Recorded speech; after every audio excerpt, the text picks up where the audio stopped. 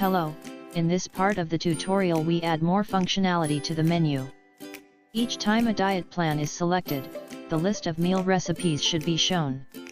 This is done using the Get Recipes, which calls the REST API to get the recipes per diet plan. For each meal recipe, we show the image, the title, and the ingredients.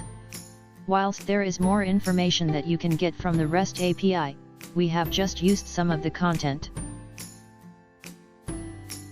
The idea is that, when one selects Order on a recipe, the recipe is added to their Firebase account after they have logged in. One should be able to do this once they are authenticated. If they are not authenticated, they should be taken to the login screen. On the code side, we have added a meal recipes component. This is used to show the grid of meals. This has been added to the menu view after the home plans.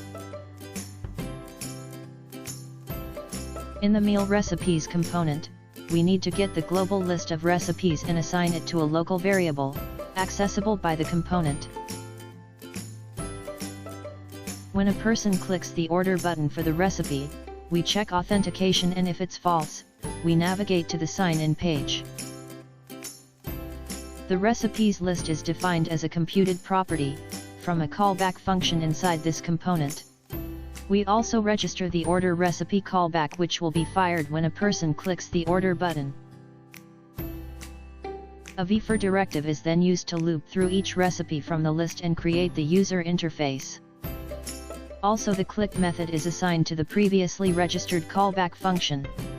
The REST API call code was also updated to get the returned hits, or found recipes, belonging to a diet plan.